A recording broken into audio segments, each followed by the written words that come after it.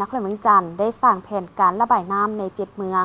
เพื่อระบายน้ำลงสู่ของน้ำเวียงจันทร์แก้ไขปัญหาน้ำท่วมขังในฤดูฝน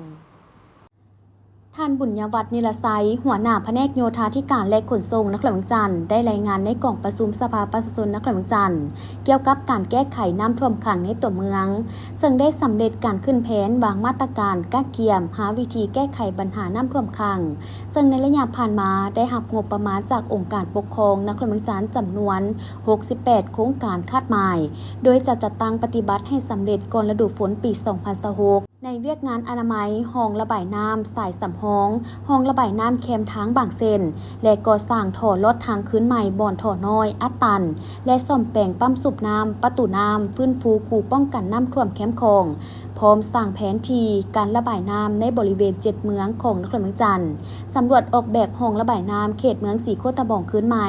เพื่อระบายน้ำออกแต่สนามบินสากลวะไตเขตเมืองไซธานีตลาดผักขาวไฟแดงดงโดกหอม2บ้านตอนติวเขตเมืองศรีสัตนาคห้องจีไนโมเพื่อระบายน้ำลงสู่ของน้ำเวียงจันทร์เมืองไซเศรษฐาเขตบ้านเวียงเจริญห้องแก้ไฟแดงทัดหลวงห้องนี่มันแคบเขาจะขุดลงเด็กคนใดเขาสิบริหารจัดการแนวใดมันกว้างเขาจะจัดการแนวใดคือคลองน้ำเวียงจันทร์นี่เขาต้องได้ออกแบบคือเป็นได้กล่าวมาออกแบบสุดอันน่ะ76 กิโลให้ภาคส่วนใดเป็นผู้รับผิดชอบโดยเฉพาะเป็นแขนงโยธาต้องได้รับผิดชอบโดยกงว่าให้ออกแบบเอาคนมาออกแบบทางการนำพวกเขานี่ต้องแจ้งให้ว่าต้องรับผิดชอบทั้งหมดเกี่ยวกับการออกแบบนี้เอาผู้เชี่ยวชาญเอาผู้ดีเด่นที่สุดในโลกนี่มาให้พระเจ้าช่วยหลังจาก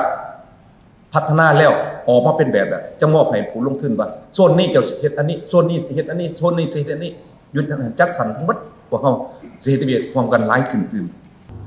นอกนี้ยังได้สมทบกับเมืองหาดไซฟองเพื่อออกแบบยกคูป้องกันน้ำท่วมเพื่อเสนอขึ้นแผนงบประมาณป้องกันน้ำท่วมเขตบ้านหาดดอกแก้วบ้านดอนเกิดจะสร้างแผนงบประมาณขออนุมัติขั้นถึงพิจารณาในแต่ละปีเพื่ออนามัยห้องระบายน้ำต่างๆและให้ได้ลงมือก่อนฤดูฝนของทุกๆปี